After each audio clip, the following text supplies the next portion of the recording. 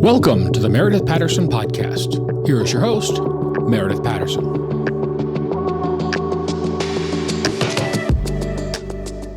Hello, beautiful friends, and welcome back to the Meredith Patterson Podcast. I'm your host, Meredith, and today I am joined by someone whose work I deeply admire and I am loving getting to know, Dr. Albert Bramante. Albert is a Ph.D. psychologist, a certified hypnotherapist, a talent agent, and the author of Rise Above the Script, Confronting Self-Doubt and Mastering Self-Sabotage for Performing Artists. How have we not met before? I don't know. Because I don't know either. It's amazing. Absolutely perfect for me. But we're going to talk through so much today. And Albert, just welcome to the show. Thank you so much, Meredith, for having me. I'm really happy to be here and happy to have this conversation with you. Yeah, I really do mean it. I don't know how we haven't met before because we're in such synergy, but this is where I love, the universe connects people. And when you put out that energy, the people come. And you and I think have just been meant, I think about as I was researching this interview and researching you, I needed you when I was in my 20s in New York, hustling and trying to get on Broadway and all the things that we do in our early 20s. But I want to start with your story. And you have such an incredible mix of a PhD in psychology, a certified hypnotherapist, a longtime college professor, and a career as a talent agent. So I do think all those things go together because I know the entertainment industry. But that's not a common combination. So can you share what inspired this journey from, academia to entertainment and weaving them all together? Well, I like the fact that I can blend both worlds together. And that took a little bit of juggling and creativity to be able to do that. So I never, I guess you could say my early part of my life, never figured I'd be in this industry. When I was young, I always envisioned myself being a teacher, but being a clinical psychologist. I never had really any aspirations to work in show business, in the entertainment world, any of that. So I think if you had told me that when I was younger, I probably would have laughed and said, that's ridiculous and absurd. So, but I did have an interest in it. So when I was in high school, I was in a drama club. When I was in my undergrad years, I did take a couple of theater and acting classes as electives. So it was like an interest of mine. I never really, again, thought of anything more than that. And then when I was finishing up my master's degree, I had landed my first internship in New York City, and that unconventional internship, I should say, because I found myself at a New York City talk show. And you just found yourself at a New York City talk show. Yeah. Which talk show was it? Was it Sally Jesse Raphael? Okay. Yeah. And how I did this, and this is where I'm a big believer in really going for things. So when I was, this was back when talk shows were kind of the thing in the heyday. Like you had Maury, Montel, Jenny Jones, and Sally. So. I'll be honest, I was in grad school full time. I didn't really have a job. So during downtime, I was watching these shows. And I just happened to be on, Sally's website. And there used to be a resident social worker or aftercare specialist that would come on and be an expert on for so many episodes. And there was a section on the Sally's website which said, interact with this person, send a message. Okay. So I sent a message. It said, "Hi, my name's Albert. I'm a grad student going from finishing my master's. I really like your work. I'd love if we can work together and collaborate." I knew. I was like, okay, this is never. I'm never going to see this because it's Sally Jesse Raphael show. I'm sure she's getting thousands and thousands of emails like this. Okay. I send a message. I forget that this ever happened. Yeah. I just go back my own way. And I remember one day before class, I was like, I'm just gonna open up my email and just check. And I see a response that says, your website, response to your website comment. What's this? Because I forgot. And all of a sudden I see my message, and then under it was this person writing me back saying, I do have time. I'm looking for an intern. Oh my You gosh, know, see? and I'm like, okay, sign me up. So we started talking, and then I did the interview. They were right across from Madison Square Garden, in Okay. right. There was a lot, like there was a hotel, like I forget what the name of it, but there was a major hotel right across from Penn Station in New York, and that's where most of the studios, like Sally was there, Maury was there. I Yeah. think it was a Hotel Pennsylvania. That's where it was, and Yeah, and I was about to say that. Yes, because I yeah, what year was this? Do you remember what year this was? 2000, 2000, 2001. Okay, okay. I was And gonna say if it was 3 years earlier, I was dancing at Madison Square Garden, so okay, there's some synergy. yeah. Anyway, keep going. So yes, So I did that. Now the internship wasn't in production, but it was more of behind the scenes work. Doing counseling, mediating, so that the guests wouldn't go home and kill each other, and this sort of thing. yeah. Now it was my first professional like show business experience. And I liked it, and I didn't like it, and I'll go into that. I liked it because it was exciting. Hmm. What I didn't like about it was I got to see how talk shows are really done, Oh yeah. and it's nothing to what it looks like. And As most now, things, well, as most things yeah. in the entertainment Well, industry, once like I you've said, I was seen, that was like my wet behind the ears, youngish, yeah, days, my naivety. Because now I look back at it, I'm like, it makes perfect sense. And every talk show is most likely like this. yep, Um, where I can tell you like Sally's a persona, because I can tell you the one thing that Sally just Raphael that we see on TV and the real Sally, are two different people, they're completely different people. characters. Yeah, They're yeah, it was a character and it's a persona, and so she's reading from a teleprompter the entire time, like exact what question to ask, and she has an earpiece. You need to stand over here, stand over there, make this comment. Oh, Nate, you make this rebuttal. And the audience, you have a couple audience wranglers that will have signs of applaud here, boo here, sigh here, and so it's all directed. It's like a film. It's a script. yeah. It's a scripted show. It's a And reality show. It's like the way reality shows are yeah, done now. well, People think they're real, but they're directed they're as well. not. They're not real. Yeah. And that's why I tell them, I'm like, look, um, I will. If anybody ever told me years ago, or asked me now, should I go on a talk show? But don't do it. Run, because it's what I dealt with a little of the cleanup, and a lot of the things I dealt with were a lot of guests were so disgruntled Yeah. afterwards because they were used. I mean, I hate to say it. No, you're not But wrong. They're used. They're used they're for used. ratings. They're used They're used for, for ratings, and yeah. also say like they would pay your way to get out there. In the beginning, when you got there, maybe they'll feed you, they'll put you in the green room, hair and makeup. It's all exciting. As soon as it's over, it's okay. Get you to the airport in Dubai. Yeah. We're done. And that's where a lot of guests were saying. And I never forget the one case, and this is how true it is, and how it's editing. This editing is very deceptive because it's like cut and paste. Like Yep.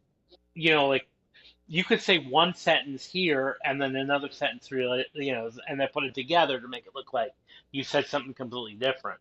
Uh-huh. And I remember one case that really stood out for me when I realized I didn't want to do this.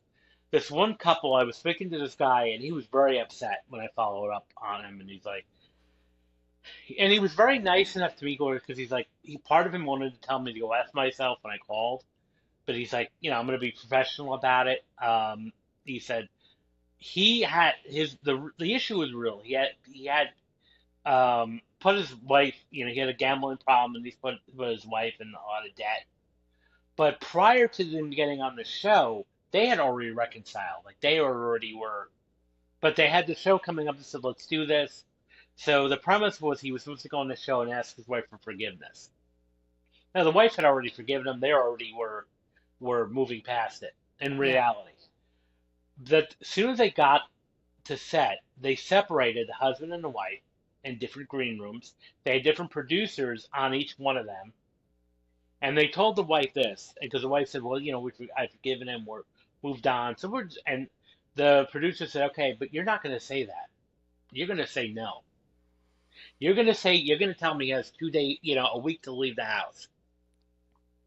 And she's like, "Well, I don't do that, but I love him." And they said, "Well, if you don't follow what we say, we're not. You're going to be on your own getting back home." Oh, wow. And so naturally they did that. And of course, you could see the husband's face was very shocked when he went on, because they had no idea this was about to happen. He was like blindsided. Because in each segment, the goal was make someone cry, make someone walk up stage, make someone go through a fit of rage, make someone throw a chair, whatever you needed to do to get that. That was a goal for each segment. Didn't Yeah, matter. and that makes so much sense because it's entertainment, and they're trying It, to it's, bring. It's all about ratings. It's all about who's yeah. watching. Which the psychology of that is so. And it What an really was an incredible eye-opening. I'm lesson. glad I had the experience, because it was like, okay, because as soon as that internship was over, I said to myself, I don't want to work anywhere near a talk show again. And as a Yeah. matter of fact, I even stopped watching them, because like this wasn't, like not what I wanted to do. Coincidentally, the show got canceled soon after. Like I think maybe 6 months later, after I left, it was done. Yeah, but Um, let me stop you right there because this is so fascinating. The what you just said, being a wanting to be a psychologist, which I also have had that interest because it's kind of mhm, parallel to being an actress for me. That's what it's the interest of people. But then going to there's a twofer here. My whole thing with anything in life is asking the question. You'll never know unless you try. You'll never know unless you ask. mhm. And you did that. That was something that you may have been taught as a kid, or you just had the instincts to do it. Like you said, you forgot about it. You just asked this question. But then you got on this talk show and had an incredible psychological lesson that you would have Hmm. never seen had you not made that step. So there's like these three steps that you never know why you're doing this or why Oh, that was of course. important, but what an incredible foundation to then move forward and know that you don't ever want to do that again. But Yeah. you would never know And that had you not had those steps happen, right? and it was like the first, that, because this really opened the doors, which I'm about to go into next. So after the show was over, now unfortunately 9/11 had happened. Yeah. And I'm very close. I wasn't there, thankfully, anywhere near, but being from New Jersey, I was very close. And so the my contact at the show, who was a therapist on the show, had called me up and said, like a week later, and said, "Look, we're doing a lot of programming here. We could use your help to volunteer." And I'm like, "This is great." Yeah. Um, and so I started volunteering with a lot of 9/11 counseling, crisis intervention, and during this time, I started meeting actors and filmmakers. Got you. And then I was hired. Then I got a couple of job positions at the American Red Cross and the New York City Department of Mental Health. Um, there was a major hotline that you may remember that was set up for New York City for 9/11, Yeah. called 1-800-LIFE-NET. Yep, I remember. That was me. I was part of that for a year, Oh my gosh. professionally. That was one of my jobs that I landed because of all of this. And during this time with the American Red Cross and Running Life, that I was working alongside a lot of actors who were also into like social work and counseling and filmmakers, and that brought back my interest into acting. And like most agents and casting directors, we started off as actors. So I Yeah. started off as an actor. I did a little bit. I wasn't. Now I can tell you, and you'll appreciate this. This is a time when backstage, like every Thursday, everyone picked up the printed backstage, Oh yes. and we would look through it. It'd be a line, like you would see, like almost sometimes a line between every Thursday morning at either bodegas or the Hudson News, and it was just like, okay, pick up your backstage magazine, I used and to you get my start. backstage on Wednesday nights when they dropped them off, like after midnight. Do you Yeah. remember that? We used to go and get them, and we would go and get them down in the village because there would be less people that would be down there getting them because Midtown, there'd be so many people. So I know exactly what you're talking about, the printed backstage, and then you go and circle all the things and you line up your Yeah, day. And and this yeah, is when we had the industry has evolved because I remember, getting those, 8x10 black and whites. We had to Mm-hmm. get mass produced into reproductions or whatever it was, and I remember getting it and getting my, markers and stamps and envelopes and all this ready. So like by the mid to the end of Thursday, I was in the post office with like sending off like 20 to 25, headshots and Oh resumes. yeah.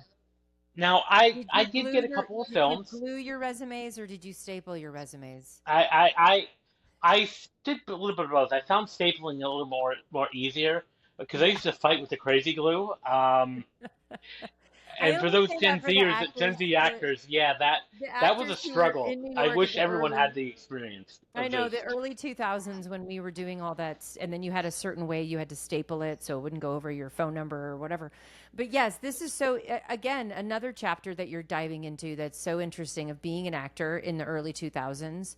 But I want to stop you for a second because I was there during 9/11, of course, starring on Broadway, doing 42nd Street, dream come true.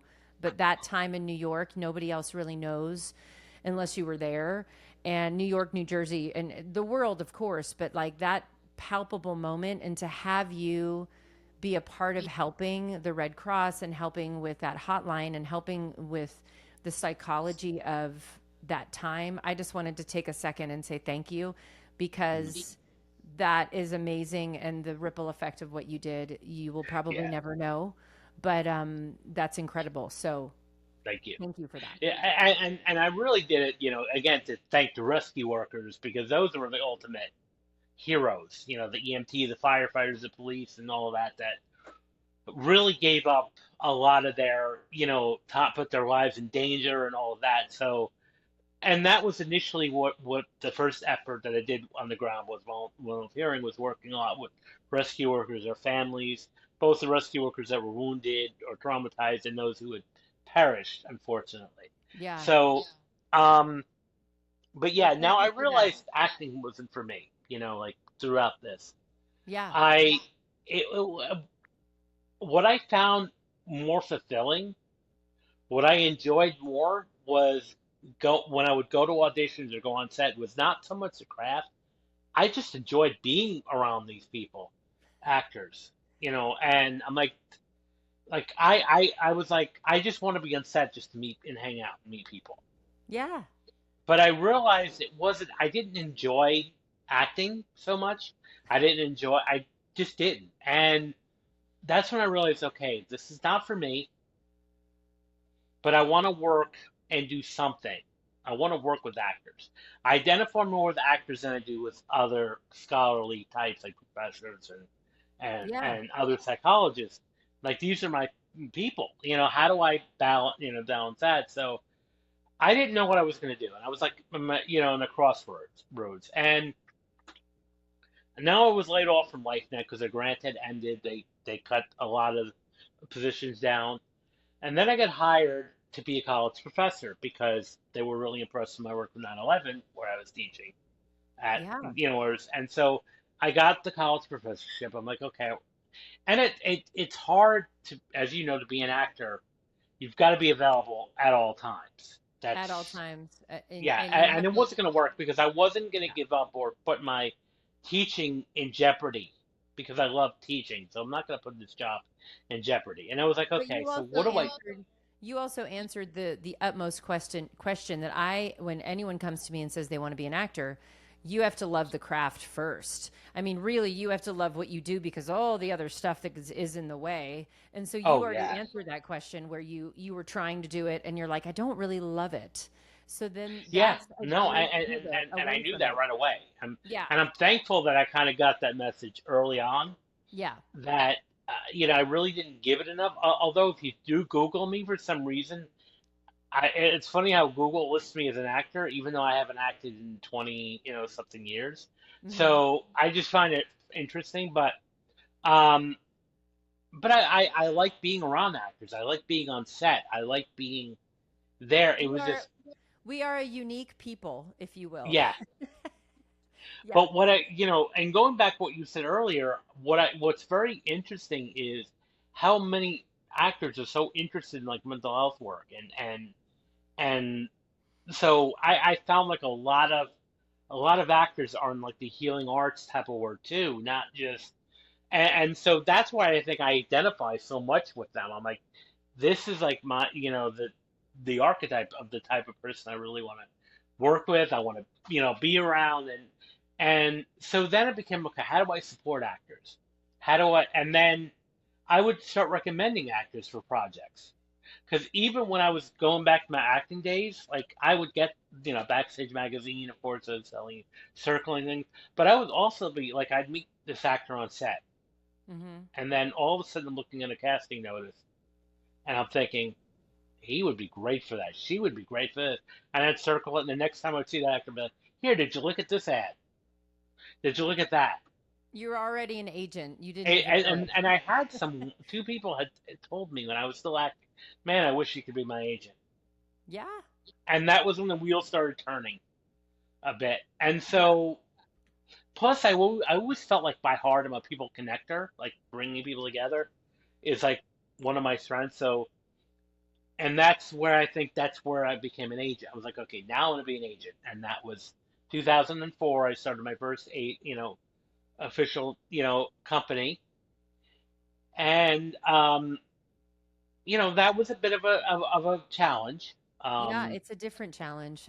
But you it's a definitely different have, challenge, yeah, you have that mindset. and then I was like, okay, I'm going to go back for my PhD now. I was teaching part time. I didn't, I started my company. I wasn't sure how this was going to go. It was a new territory for me. Yeah. Again, something I never thought I would be in. And I gotta say, my family, I'm thankful I have a supportive family.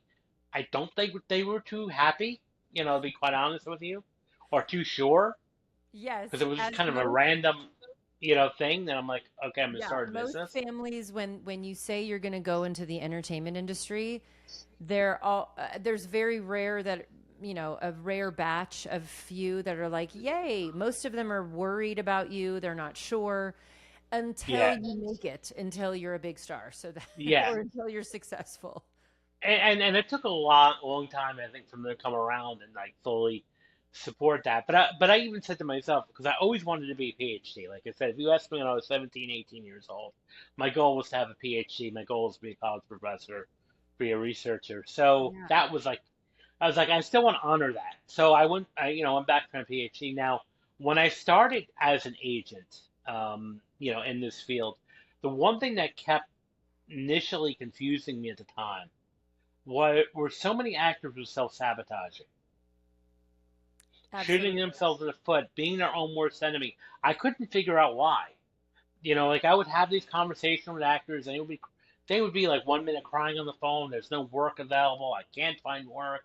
Why am I not booking? Okay. And then every time I would get them an audition, I would get a long laundry list of why they couldn't do it.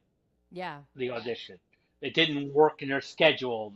I'm like sitting there scratching my head.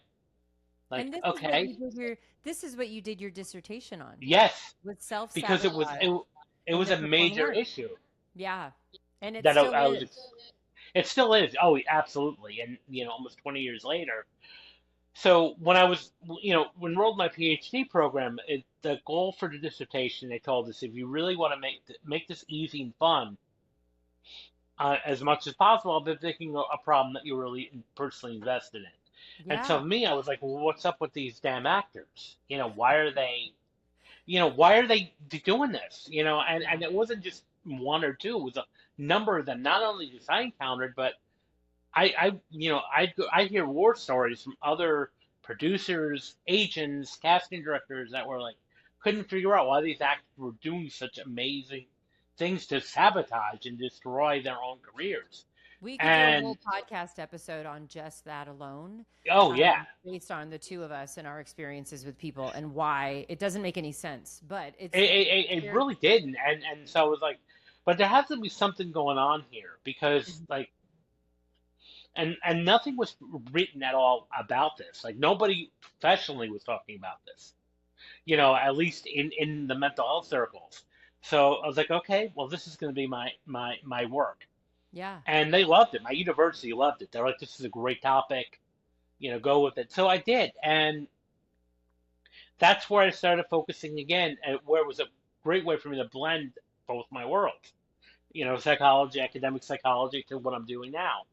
And and it was very interesting because this is what later I wrote my book years later on, was based on this philosophy of, my dissertation, like self-sabotage and Yeah. fear. And so I think that, like I said, actors are very interesting, group of people because there's a lot happening here. So what do you And find? What because now I'm going to pop in and find because all the people that are listening that are performing artists or actors are either sitting here listening and going, I don't self sabotage. I don't do that, no, they're nobody does. saying, Yeah. if I do, what's the answer? How do I stop? Well, the first thing is to realize that that's possible because most, as you just said, most people are not walking around saying, "Hey, I'm self-sabotaging today." Most of the time it's such an unconscious script. So what one thing that I learned is our coming back, borrowing from psychology, our brain is designed and nervous system is designed to keep us comfortable, keep us Mm-hmm. alive, keep us Yeah. protected. So that might mean, that sometimes we're in over and it goes in overdrive, which means we're going to be prevented from moving forward. Yeah. And that's where self-sabotage comes in.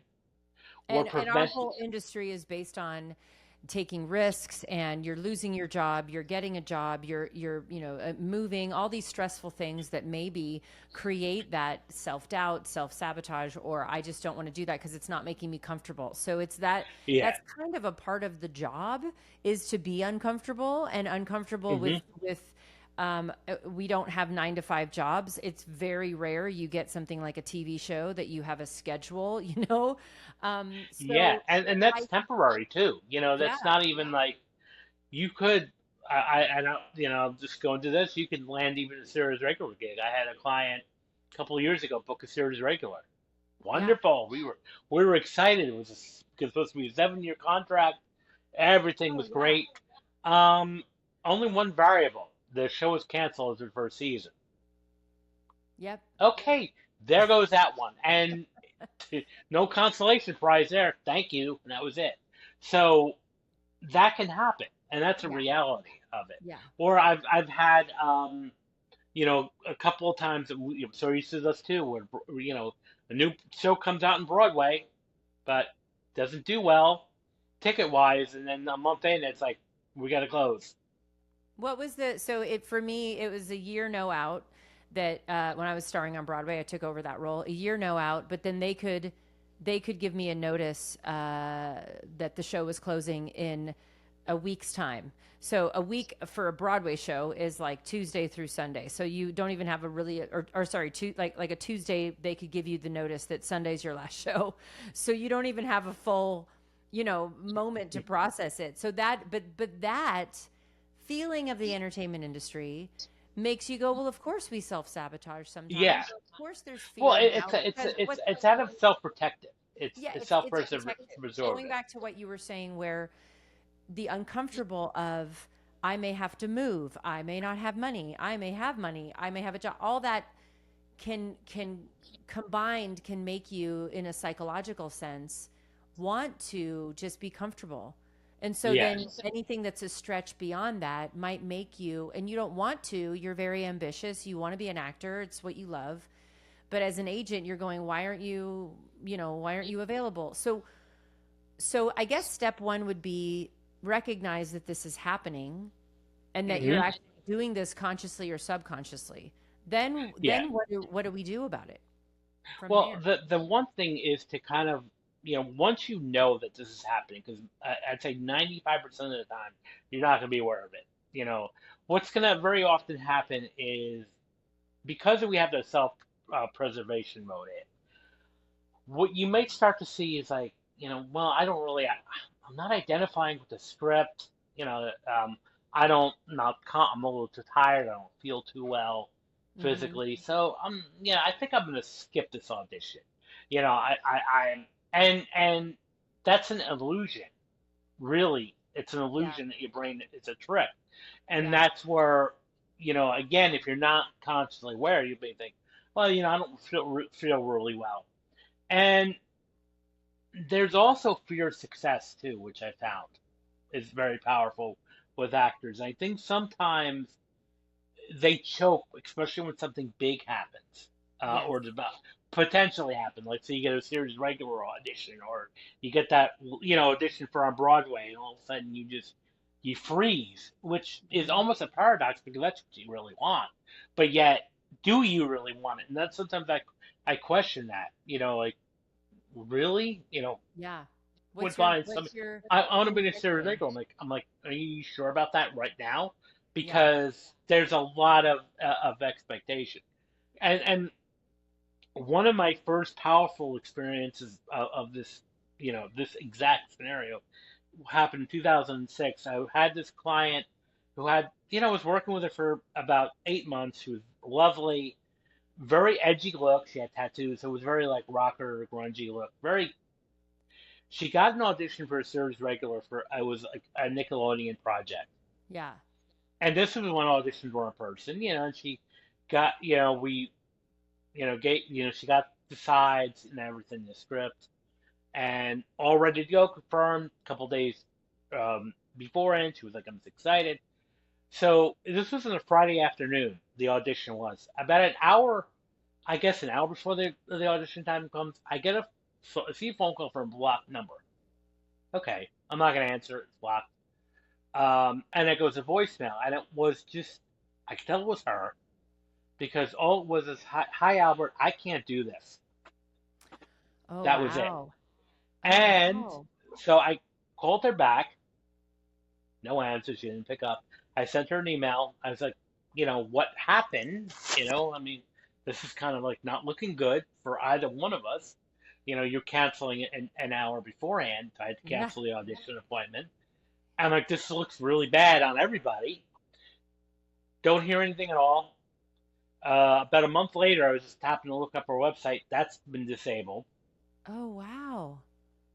And I'm thinking to myself, like, I don't, I never heard from her again. So I can't really tell you what exactly happened. I can just guess that Yeah. maybe it was like this became too real. Like a scenario that just, and maybe her family was talking her out of it. I don't know. I don't know what happened.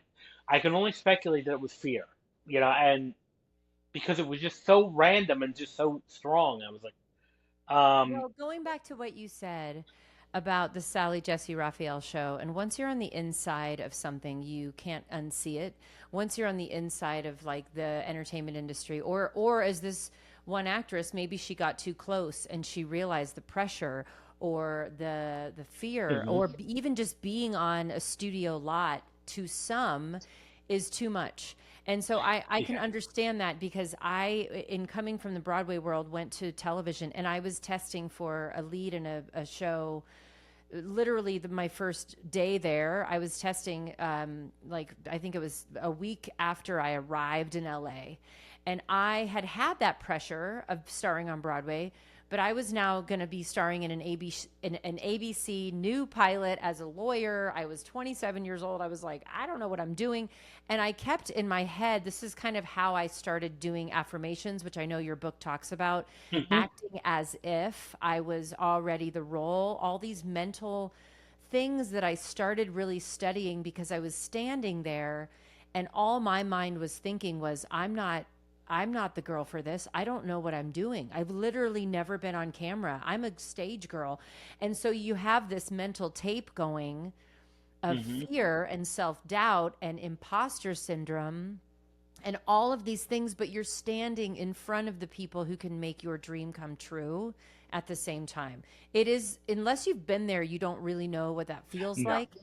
And I have since been on television and done all that stuff and love it and but that mental shift of what I just said, which your mhm, book so brilliantly talks about, his book Rise Above the Script, it's so powerful about imposter syndrome, fear, success, the fear of success and self-doubt. You just talked about a little bit with your client, and it makes me sad because maybe that was something that they thought they wanted, but when faced with it, they realized they didn't. yeah. I think that's and maybe what happened to her. yeah, I mean, maybe realize it didn't. And because there's a lot of pressure, and that's where fear of success comes in because your life is gonna be really thrown in chaos. Your Yeah. relationships, because I even talk about this in my book, your relationships may be thrown in chaos. Your family, romantic, friends, all of that is gonna be, kind of like turned on its head sometimes. Yeah, it And will. it will, yeah, it will. It won't Especially can, it because will. you're adding not only that for yourself, but you're adding the societal part of what it is to be on television, what it is Yeah, to be have the spotlight put on you. And some of my friends who I knew when they weren't famous and now they are famous, that psychology, just that alone is a lot to deal with, right? absolutely. Yeah. And this is where, like, I do genuinely believe when people say they want to be serious regular, but it's like we need to be having these conversations early because so that you don't choke when it happens, metaphorically choke, Yeah. and and that it. So that's where I was like okay, there's this fear of success, but it's definitely the identity, and I think also a lot of times subconsciously there's also an identity of the struggling artist, the starving artist mentality, where a lot of actors have, where any change is uncomfortable. So even the change of the struggling to working actor can be uncomfortable because it's that change. It's what's beyond that, and that's what really is scary. And again, keeping us safe and self-preservation. Well, what better way to avoid that possibility but not by taking yourself completely out of the game? Yeah, like I know Period. how to be poor. I know how to be a struggling artist. I know how to eat top ramen and live in a studio apartment and do regional theater, but I don't know how to be a series regular. I don't know how to do the red carpet. Hmm. I've been on the red carpet a few times with celebrities and I have been blown away. The first time I was blown away by just the psychology of that alone. Yeah. Just the feeling of being there and that enormous pressure and then everyone taking your picture like rocket speed, and it is a world that is tough psychologically to be a part of. But your book, so go from doing your dissertation, which I thought was a brilliant choice, and thank God for that, into this book. Good, like take me through how you help your clients. I would say, is it a requirement for them to read your book before you sign them as your client? Well, I know I don't see that, but I recommend it. I will highly recommend it. I try to keep that separate, but I think it's just important just to have these kind of conversations. And one of my biggest, I think, since being an agent, my biggest complaint I would say about actor in training is they're great on the technique side. I think it's wonderful on the technique side, but they don't cover any of this in training, business wise, that much, or just even this what we're talking about now. This Yeah. should be covered as required coursework in there because I don't, I definitely am all for people living their dreams, but if that means if like before you even put any money into a BFA or MFA program, it's not what you want to do, then do something else. Because what I've noticed is a high turnover rate since I've been an age very. I mean, there are some, but a lot of the actors that were around when I started are no longer acting today. Yeah. 22 years later, there are a few, and I'm great. Great to see that, but not many. And I've had sometimes even really actors that were good that were like, I can't do this anymore. I need to, Yeah. get a job. I need to step away. Maybe they, were starting a family and they couldn't do, and I get that. But I'm like, I wish there was a more of a just a heads up type of a thing because another example is I went to I go to a lot of showcases. As you know, the springtime is showcase season in our Yeah. industry. So all the colleges, all the conservatories, all the degree programs have their capstone showcase. Yes, So absolutely. I do go to a lot of them, and there was this one University of Long Island that was putting on their BFA show, musical theater showcase, and straight theater. And there were 16 students. I remember I went to one of them, and it was 16 students. And I wound up signing one of them, from there. I signed, met this one signed. So 2 years later, we were just having a coffee, and I asked her, how were your classmates doing? Do you keep in touch with them? Now, there were 16 in her class besides her. There was, well, 15 other classmates besides her. She's like, what she told me was really, really shocking. She said that only one other person besides her was still acting 2 years later. The other 14 had got jobs. And I'm like, that was only 2 years. I know. Wow. I know. And then another time this was a prestigious MFA program. I'm not going to say a name for protection, but it was a prestigious MFA program in New York. And it was, I was waiting, to see one of their thesis showcase, Yeah. thesis plays. Yeah. And behind me were a bunch of alumni from this program that maybe graduated between 1 and 2 years before. And I was hearing the conversation where they're like, I don't know how much longer I can stay here, in this business. I'm surprised I haven't made it yet. And of course, I didn't, was bit my tongue, but I wanted to turn around and say, you've only been in the business for 1 or 2 years. Why are you, or I've had meetings where actors are like so frustrated, like, I haven't been working that much. I've been doing this for 2 years. I was like, no, you've only been doing this for 2 years. And what You is know, making it to some of them? Because that's a whole other podcast in well, itself. that's a whole other thing because you talk to other actors and this is where your goals. I think you really need to have a heart to heart with yourself. If there's Mhm. the actors that are listening, what is your opinion of making it? And for some, it's I want to be on Broadway. Some I want to be the series regular on Law and Order or any of these other shows. Um, but there's also a lot of actors that I think are more successful, have a more idealistic view of making it, and that is I get to do what I love. Yep. Yeah. I'm not attached to the outcome.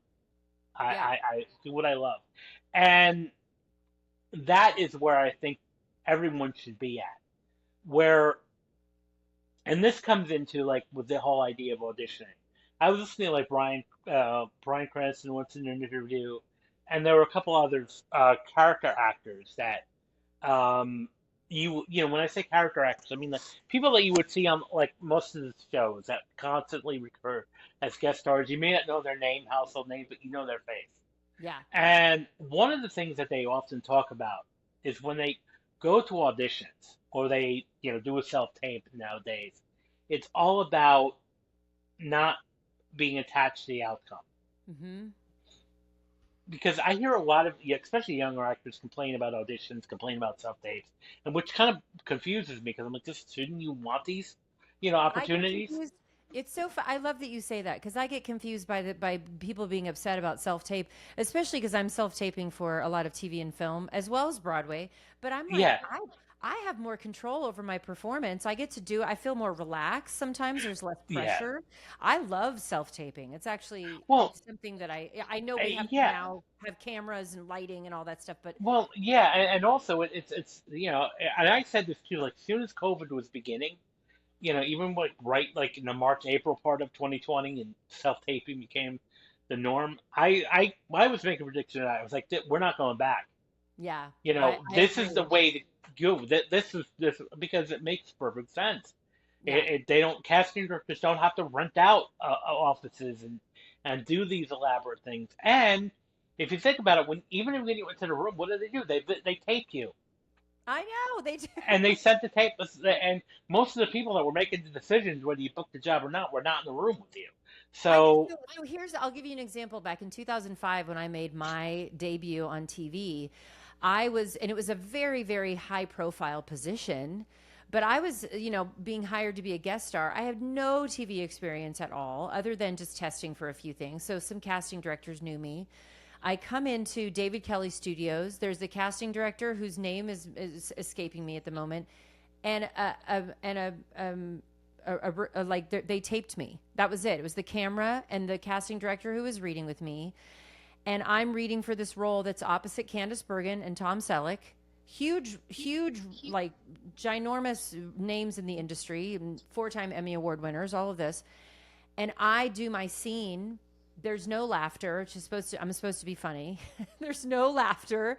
The casting director says, thank you. I walk out of the audition. I call my manager and agent and I go, I got to get back into class. I think I was terrible. I'm so sorry. I think I ruined this audition. Nobody laughed. The casting director was like kind of, just stoic. And I went off in my car and I didn't hear anything again. And then I got a call a week later, actually almost 2 weeks later, which in TV land is very long. Yeah. Yeah. And they said, you got the part. You're going to be, you're going to meet Tom Selleck. You're going to go to, wardrobe. And I was like, what? I literally never had an audition after that. And so I say that because sometimes, and especially that was 20 years ago. Now with these self-tapes and now with, my agent even said you do a Zoom with the producer and that's it. Like you're not really doing the tests the way you used to do it. Yeah. So I think in the psychology and the pressure of that's a good thing for actors who are coming up. Yes. And I usually point too, because I've had conversations where where actors were complaining about self-tapes. I'm like, look, I remember prior to COVID, when I had to go into the room, I was like, you guys were also complaining about that. You had to travel, that you had to sit in traffic, they had to put up, dress up and all that. I'm like, now you're also complaining about self-tapes. I'm like, so what is it? And I think don't complain. Yeah, well, that's a big one. I think that your mindset is everything. Your mindset of gratitude. And I'll go back to what you said, Bryan Cranston. I've listened to him interviewed about acting a lot of times. And actually, George Clooney said the same thing. Your audition is a chance to perform. Your audition is a chance to be in front of a casting agent, possibly producers if they look at the tape or whoever it is. And there's so many projects auditioning at the same time that you might not be right for that, but you got the chance to audition and perform your craft that you love. And I know it's so hard when you're trying to pay your bills and all those things. And there's so much, you can be wired, and you know this as a psychologist and a hypnotherapist, you can be wired to complain or you can be wired to be grateful. And I have spent the past 20 years really trying to wire myself for gratitude, because it does open up your energy for more good. Yeah. And that's just a life lesson and also a performing arts lesson. Yeah. 100%. And that's where it's about how, are you glad, or are you going to complain? Because you're going to find this is an industry, you can find anything to complain about if you're wired to complain. But you also, if you're wired to find something good, there's so much that you can find good in. So, and that's right. As I was saying with these interviews, look at the self-tape or that audition as 2 minutes to do what you love. Yep. Tell stories. Have fun, go with it, and just, obviously, definitely prepare and do the work, but have fun with it. And whatever happens after that. Let it go. So I've even said this way before, 2020. When the audition is over, let it go. Don't let it go. Let it go. It's over now. And as you know, there's so much, that goes into whether you get the role or not. And it's only 30-40% is really just your audition. Everything else is outside of your control. Absolutely. So you could give a dynamite audition, but that doesn't mean you're going to get the role. No, that's so true. And also, it's harder to do that the higher up you get, the more pressure roles that you get, when you're up against you, like when I was testing, I remember being up against everybody else in the room I had seen on television before. And I was the Sesame Street song, "One of These Kids is Not Like the Other." Yeah. I was sitting in the room going, I've seen you on TV. I've seen you. And I was realizing, oh my gosh, I have everything to gain. I have nothing to lose. I'm going to walk in there. But when you're walking in there, which I tested for, to play the one of the roles on Joey, which was the spinoff of Friends. So there I am with Matt LeBlanc and all these producers, And I'm realizing that, oh my God, in this moment, my whole life could change, because this is not a series they're going to cancel. This has at least 6 episodes that we're going to be on air. And I'm Yeah. sitting there reading with him, and, in the final test, fully memorized, everyone's laughing. I feel like I'm doing really well. I feel like I gave the best audition I possibly could, and I didn't get it. But that was a harder one to let go of, if that makes sense, because when Oh, absolutely. that those moments are really hard, but you still have to let it go and go, that wasn't, what was meant for you will not pass you. But you And could even look and say gratitude. I got to do a couple scenes in front of Mount LeBlanc. I oh my got, gosh, yeah. to be in the room, and that's alone. And it's hard to say that. I get it, but that's where I think the place you have to be at. Like, look, I appreciate that I got this opportunity. I had this opportunity, rather than complaining about it. Because you have a lot of actors in your position that would be like, I wasted my time. I didn't, No, um, you never and I'm waste your like, no, time. you can't do that. So mindset is, and I think the whole part of my book is that mindset is just, I think, if not even more important than your technique, You're acting technique. so true. Thank you for saying that. That is so true, because you are good at what you do. Hmm. And even when you go back to talking about you being on the talk show, I love editors. I love editors when I've done television. I've seen like a scene that I did where I was like, oh, they edited that differently and made me funny. Thank God. I love that. They will edit you and make you better. If so the technique, I say the technique is important. Your job is important. The craft is so important, but your mindset will prevent you from everything else. Your mindset will It prevent truly you. will. It is so required, and as you know, it is covered very little in acting training. It's not And covered at all. Just like you were talking about the yes, business part of show. We know all about the show part. Nobody knows about the business part. No yeah, one knows about how to maintain and have a longevity in your career, which is why most of the people that you started working with are no longer acting anymore, because they don't know how to make this a marathon and not a sprint. And the sprint, yes, most of the time when you're trying to do this business, is to be famous and rich. And that's kind of a terrible goal. It's it possible. is. It's not Well, impossible, but yeah. yeah, I'm glad you brought that up because I often, during my meetings when I take meetings with actors for potential representation, what are your goals? Yeah. What's a 5-year plan? And if they tell me that they want to be famous or they want to be a celebrity, I'm kind of like at that point, well, thank you for coming in. You know, uh, this is not going to be a good fit because Yeah. I'm not looking for celebrities. I rep actors, not celebrities. And Yeah. there's a big difference there. Now, of course, if you happen to hit it big, great, but that's not the purpose of it. The purpose is to longevity, and that's the whole thing too. Like I think one of the dangers we see all the too with like a lot of young kids, and I use because I'm that's what they are. They're 21, 22-year-old young kids coming Yeah. to either New York or LA with no plan and no serious plan, and that's why I feel like unfortunately sometimes they're going to be eaten alive Yeah. because they're not prepared. And so one of the things that kind of, which maybe, for the young actor, maybe a bit disheartening here, but I'm like, you need to have a 10 or 20-year plan at You do. minimum. If you're going to come to New York or LA or even nowadays Atlanta, you need a 10 or 20-year plan. Yeah. How are you going to navigate? How are you going to survive? How are you going to do this? And it's going to take a while.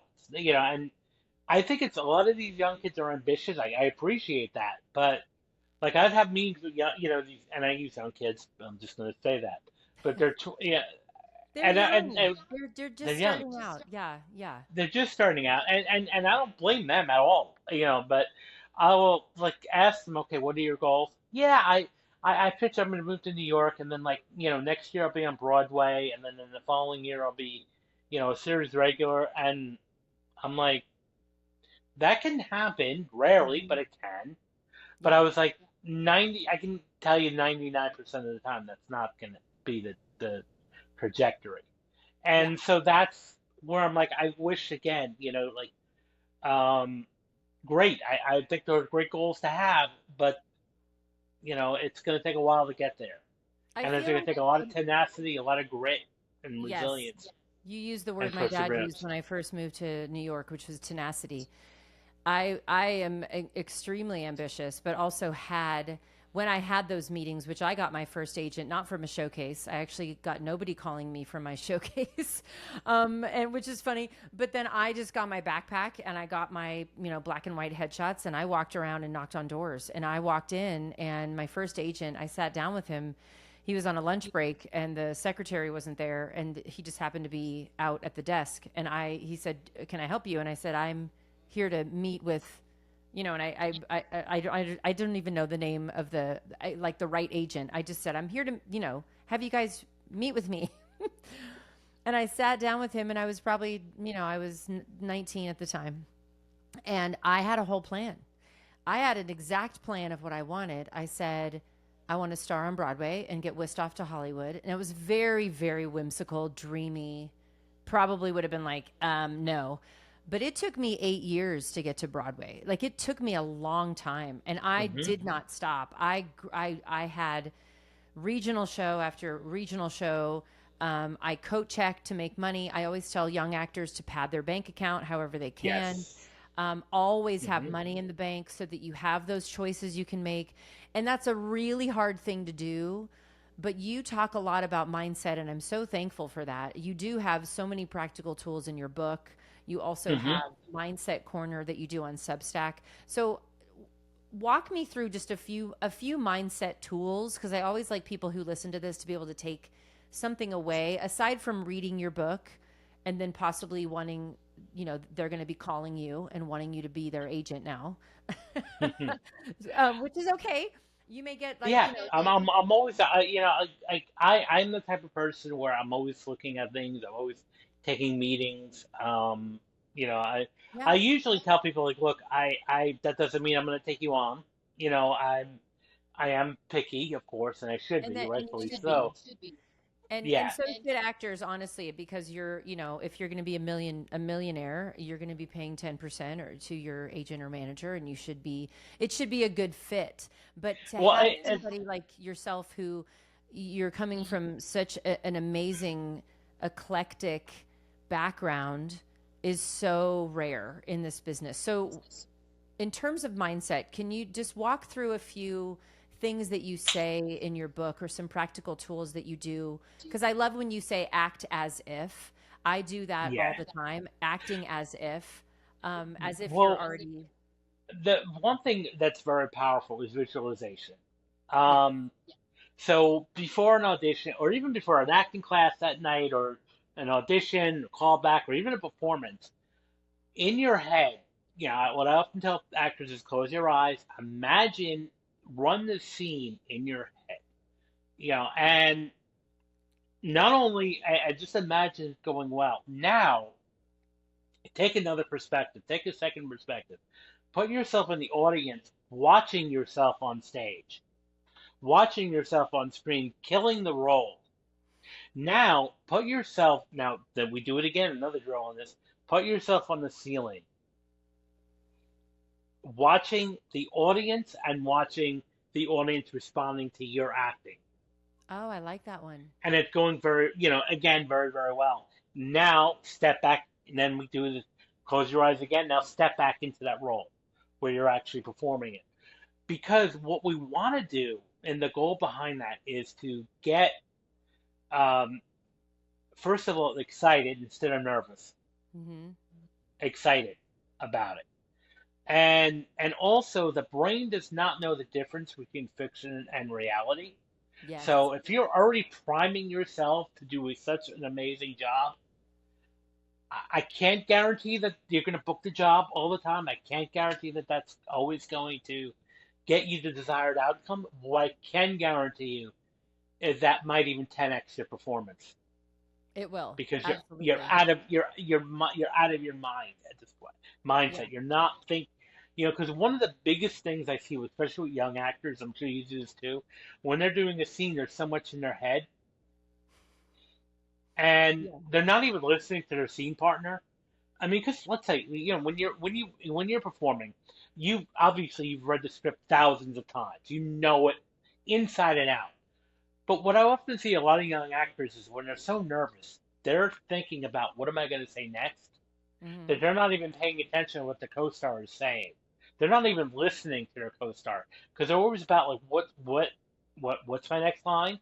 Hmm. And And acting is listening. Acting is I would say reacting. 90% of it is reacting, and that's my biggest note performance note. Now I'm not an acting teacher. I don't purport that in any way. There's plenty of great people that can do that.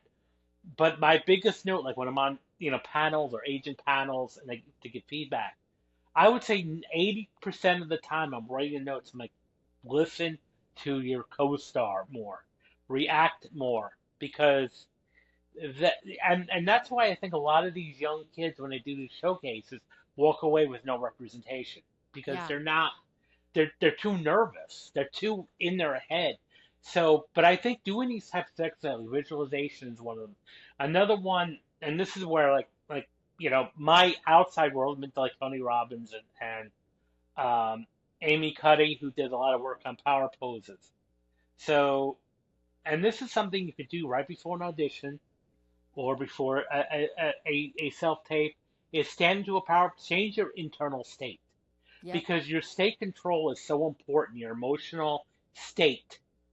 So a lot of times it's just simply about working on changing your state from a minus inferior nervous to a really strong confident state because you walk in there and own it your space and owning the room and again, it may not get you the role, but I guarantee it'll get you remembered.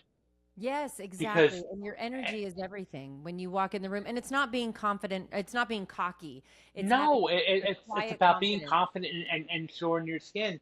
And there's a statement that I'm sure you probably heard. We say this so many times: book the room. Book the Don't room. worry about booking the Always room. Don't worry about booking the role. Book the room, book the and you'll room. do that when you walk in there confident and sure of yourself and really being 100% to the role. You will book that room. Yeah. And I can tell you, as you know, this business is all about relationships. It's all about And relationships. because I have several clients that are like on Cast America's favorite lists. They're Yeah. always like, even before a breakdown sometimes comes out, I'll get something like an email saying, "Hey, can we see so and so for this?" Yeah. You know, and I'm like, this is an amazing place to be. I think as an actor. Yeah. And you It couldn't is. ask for a better opportunity to have that. So if you can be on those cast nerds' favorite lists, and again, it doesn't, and this is gonna, maybe a little bit on my controversial take. You don't have to have an MFA from Julia or Yale to be on a favorite Also, list. thank you for saying that because especially Yes. nowadays, I didn't go to Juilliard because of that fact. A, it was very expensive, but B, I didn't want to go to school for 4 years. I wanted to get out in the world and start working. Yeah. But I also believed that exact statement that I didn't need to go to this huge school to make an impact in the world. I really didn't think that I needed to. I thought that No. I could do it, and I did. And if I actually had gone to Juilliard, I never would have done Follies at Paper Mill and met Ann Miller and all these people that Yeah. influenced my life. And I'll be honest with you. I mean, yeah, maybe there is that little sensation. Like I would say the Juilliard Showcase is probably the most popular attended one in New York. Where like you actually have a waiting list, and most of the kids are signed before they even do the showcase. But I Yeah. can tell you one thing, like because I'm nosy, and I would um look up a lot of the alumni from Juilliard. Most of them aren't even working. Or maybe they had a couple things right out of school and that was it. So I'm not even quite sure that. I mean, I'm sure it's great education. I'm not gonna, I'm not gonna presume, but I can tell you that, even at just a 1 or 2 year conservatory is just as long as you know you're confident and you do have training. I think training is so important. But Yeah. as long as you have that confidence, that mindset work Yeah. there, you're going to be fine. And again, we just have to sometimes recalibrate our idea of success. And that's, again, in my opinion, you get to do what you love, and if you It's can get so up every day true. and do what you love, you did it. You're successful. You did it. And it's so funny because I did What's funny about having a mindset, and you also talk about journaling for the future, which I do, and I actually had a therapist that I went to who also was an agent. She was an agent for models in New York. Her name's Terry Cole, and she's amazing. And she was my therapist for a long time. But she told me to journal for the future and have an idea of what I wanted my life to be and what I wanted my career to be. And what's funny is that I did it. And I still have more that I want to do, but your life is in chapters, So if you do have, somebody like myself, which I would like to do. I'd like to sit down with you and have have you back on this podcast and do another interview with you and kind of sit down with you and say, what would you, as not just an agent, but as a hypnotherapist, psychotherapist, agent, maybe even a little bit of a manager, because a lot of agents that I know, like yourself, are kind of more managers. You feel like more of a manager. I consider myself a managing almost to some level, where it's like Yes. I'm a I started off as a manager. That's how it started. My first company was a management company. Well, I say you always are a manager even if you are an agent. And those people who aren't in the entertainment industry that are listening and they're like, what's the difference? Basically, a manager is you're guiding people, and you already have that instinct, so you do that anyway. And I would love to have you look at me as an actress and as a person who's been in the entertainment industry as long as I have, and kind of coach me and kind of say, what would you do if you were my agent? What would you do with me in the situation that I am now, in the chapter that I am? Because people who are listening to my podcast may be brand new to the entertainment industry and really hungry and are taking all your advice. And then there may be people like myself who are in their late 40s going into their 5th decade, who are parents and I don't live near Los Angeles and New York anymore. And I have a great resume, but that new reinvention of my career, it's like, what would be your advice for me? And we can do this now and maybe do a part 2. Yeah, sure. Or we could Well, do it I another would say time. part of what you're doing now is a great thing, the Yeah. podcast. And and one of the biggest things that I keep talking a lot about is reinvention, creating your own work, and doing your own thing, and not being so much attached to the outcome, because again, the final destination can be totally different than what you start out to be. Yeah. So that I would definitely say, do what you love to do. And uh, um, I want to say, I think just to celebrate the fact that you're still here, because again, most people either come back. And another trend that I'm seeing a lot with actors, especially like the older ones, is the empty nesters that are like, I get a lot, like there's some people on my roster who are older who were acting when they were younger. Mm-hmm. Then when they started having they got married, had a family, and then stepped away, and now the kids are grown and they want to come back to it. Yeah.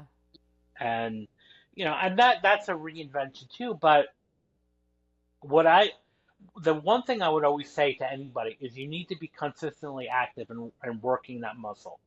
So even during like 2020, during the pandemic, the one thing I was always big on was doing these, self tapes, practicing self tapes, even if there was not a particular reason for it, just to practice different scenes, practice different monologues, and learn these new different skills. And a lot of casting directors are actually doing like self tape challenges on Instagram and self tape challenges on social media. And I was encouraged, like, everybody should be doing this. Not Yeah. necessarily, for the end outcome, but just to keep that muscle active. So Yeah.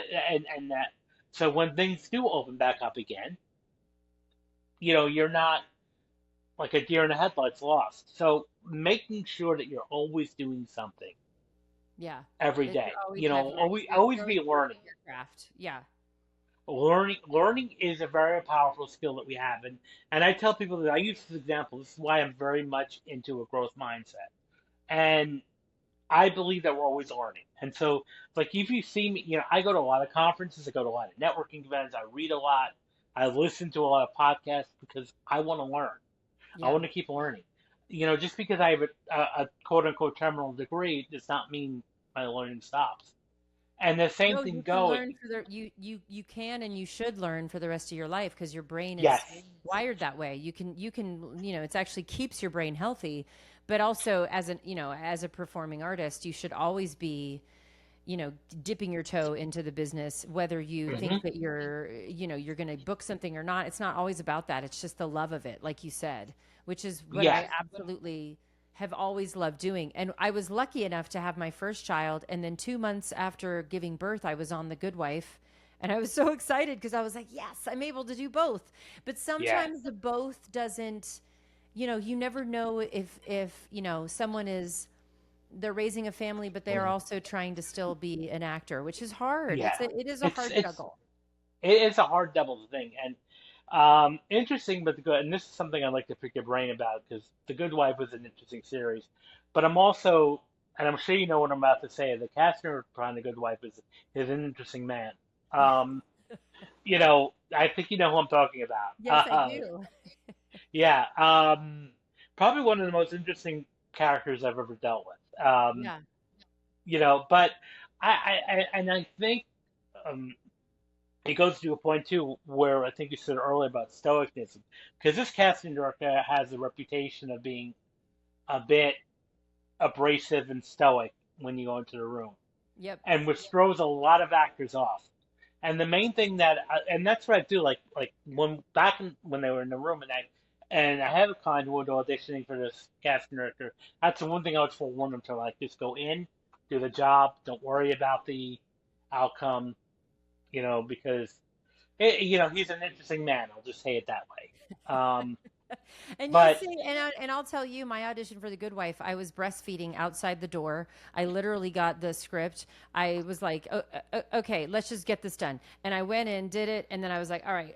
And as I was in the room, nobody was throwing me at all, which I had been thrown by this person prior, but I was so worried about my baby that was outside the door. I was not, I wanted to get in and out, do the audition, leave as fast as possible. And to think that that was the energy that I needed to book it, because I'd never booked that show before, but you never know. So yeah, well, you didn't allow yourself to be thrown by this person, and I can tell you that, again, I don't know him that well, but I can kind of tell you that probably was never his intention was to throw people. no, It not was at just, all. I think that was just his demeanor, like just in general.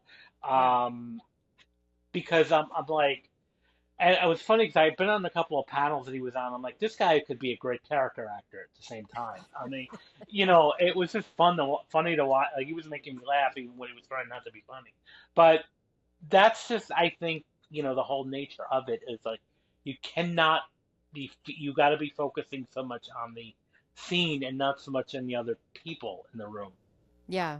Well, there's so much more. I'm really going to have you, I'm either going to make this a two-parter or I'm going to have you back on and we're going to do another because there's so many other things I want to talk to you about. Yeah, well, I'd love to come back on.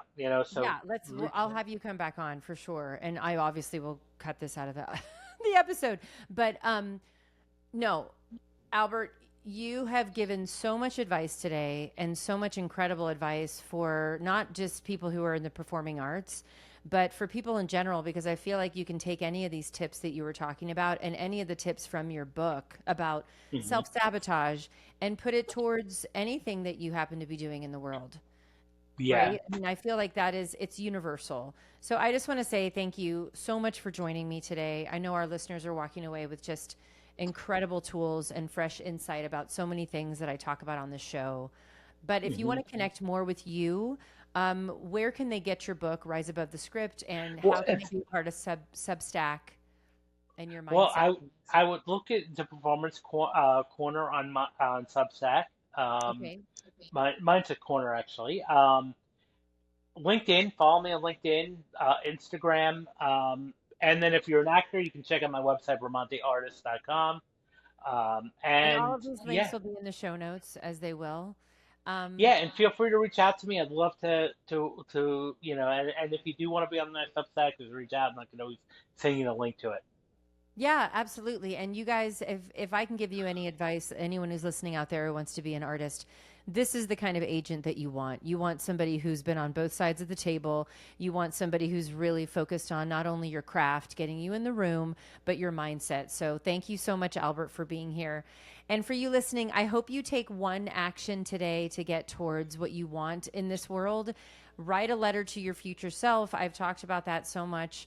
Have vision for what you want. I mean, I talk about it. It's one of the things I say on almost every episode is to have vision for what you want, but also be grateful for where you are every single day, because gratitude opens you up for more. Yes, and always remember, bliss is your birthright. Until next time, thank you so much for listening.